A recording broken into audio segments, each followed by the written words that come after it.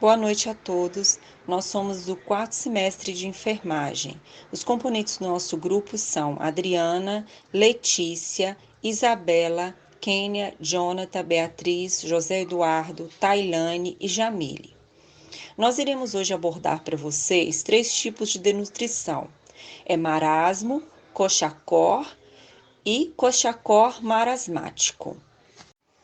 As desnutrições marasmo, coxocó e coxocó marasmático, elas possuem diferenças marcantes. São classificadas como desnutrições de terceiro grau e são encontradas principalmente em áreas com recursos limitados.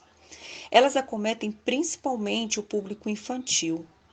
A desnutrição coxocó, ela é uma desnutrição predominante proteica e a marasmo é uma desnutrição energético-proteica equilibrada. Elas mudam as características de sintoma e as características físicas do indivíduo. E ainda existe a desnutrição, uma forma de desnutrição que é chamada de coxocó marasmático, que é uma mistura dos dois, em que existe uma desnutrição energética e proteica, porém de uma forma bem desequilibrada. Agora iremos abordar a forma de desnutrição chamada marasmo. A característica dessa desnutrição é pela deficiência primária de carboidrato e gordura. Ela faz com que o organismo ele consuma proteínas, levando à perda de reserva de tecido adiposo, que é a maior forma de reserva energética. Ela forma, assim, um quadro de desnutrição geral. É mais comum essa forma de desnutrição em crianças de 6 a 24 meses de idade de países subdesenvolvidos. Pode ocorrer não só pelos fatores socioeconômicos, mas pelo desmame prematuro, ingestão inadequada de alimentos e condições precárias de saúde. Essa desnutrição, ela ocorre pela ingestão deficiente de alimentos com balanço energético negativo ou má absorção, como na síndrome de intestino curto ou na insuficiência pancreática exócrina grave, caracterizando a inanição. Então, a forma de desnutrição marasmo, ela é uma desnutrição energético-proteica equilibrada. Então, o que predomina no marasmo? No marasmo, predomina a perda de peso acentuada. Ocorre, então, a perda muscular marcante e depressão de gordura subcutânea, na tentativa de quê? De proteger parcialmente os órgãos vitais. E quais seriam esses órgãos vitais? Cérebro, coração e as nossas vísceras. À custa de quê? De tecido como o músculo esquelético e adiposo, para a manutenção do equilíbrio do nosso organismo. Agora eu dou sequência na apresentação com a nossa colega Jamile. Meu nome é Jamile e eu vou falar um pouco da kwashiorkor, que é também chamada de forma molhada, inchada ou edematosa. É uma desnutrição proteico-energética quando ocorre a deficiência dietética de proteínas, mesmo quando a ingestão calórica se mantém adequada. Isso acontece quando ocorre uma má nutrição causada pela falta de proteínas na dieta. Ocorre muito em crianças no período do aleitamento materno, que tem uma interrupção prematura do aleitamento, que acontece muito com a chegada de uma nova criança e também em locais onde as pessoas passam mais fome, como África, zonas rurais, ilhas do Pacífico, e em locais em que os alimentos básicos são pobres em proteínas e ricos em carboidratos. No kwashiorkor, as membranas celulares fracas causam extravasamento de líquidos e de proteínas intravasculares, resultando em um edema periférico. É desnutrição predominante proteica, como é conhecido. Algumas anormalidades bioquímicas associadas à kwashiorkor podem ser observadas muito antes do aparecimento do edema.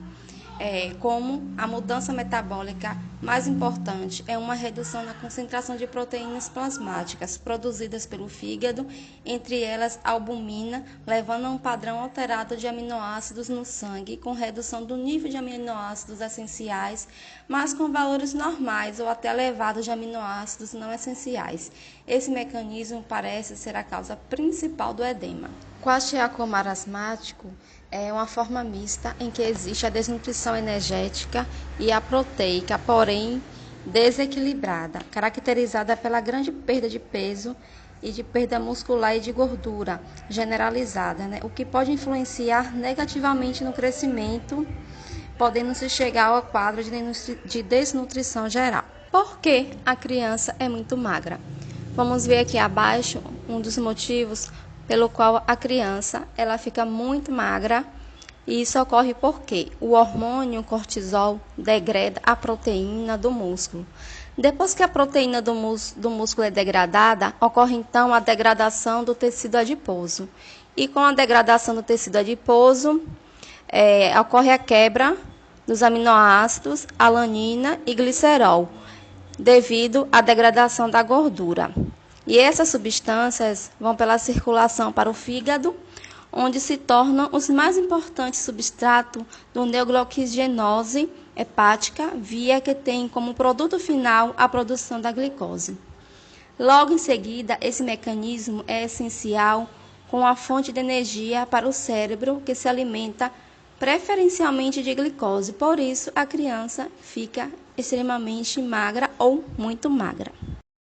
Dando continuidade à apresentação, encontra nessa tabela alguma diferenciação desses tipos de desnutrição, como o marasmo, que há uma perda severa no crescimento, também há uma perda marcante do tecido muscular, uma perda marcante do tecido adiposo subcutâneo, ele não apresenta edemas, o cabelo é escasso e quebradiço, quer dizer, ele perde a força, fica quebradiço, a criança é normalmente muito irritada e apática.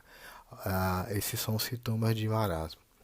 Já no Kwashiorkor, apresenta os sintomas supercitados, que foram esses que eu acabei de citar, mais a presença de edema.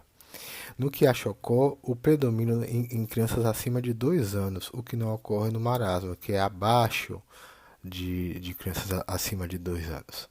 A presença de edemas, lesões típicas na pele, como a dermatite, o cabelo descolorido, a apatia, a anorexia por falta do apetite, aí provoca uma anorexia, a esteatose hepática, que seria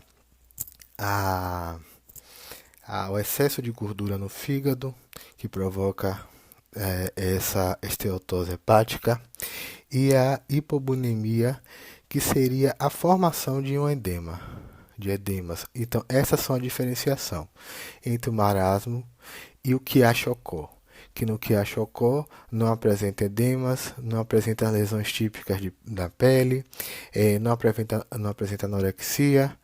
Já no marasmo, a perda severa do crescimento, há uma perda marcante no tecido muscular. Então, essas são as diferenciações entre marasmo e Kwashiorkor. E dando continuidade nos slides, essas são as características dos principais achados laboratoriais que diferenciam marasmo de Kwashiorkor. No marasmo e tanto no Kwashiorkor, há a presença de diarreia. A albuminina sérica no marasmo, ela já é normal, a taxa fica normal. Já no Kwashiorkor, ela fica baixa, justamente por causa do edema que é provocado no Kwashiorkor. A água corporal é aumentada no marasmo. Já no Kwashiorkor, ela fica muito maior, muito de grande quantidade. Já o potássio corpóreo é baixo. Já no Kwashiorkor é muito baixo. A anemia, comum no marasmo. No Kwashiorkor, muito comum. Então, essas são as características que diferenciam, as características laboratoriais que diferenciam o marasmo do Kwashiorkor. Esses são os achados clínicos. Concluímos com esses estudos. No marasmo, ocorre a carência global de macronutrientes e micronutrientes, diagnosticado quando o peso cai 60% ou menos dos parâmetros normais para o gênero, altura e a idade. As deficiências das vitaminas e minerais também estão associados.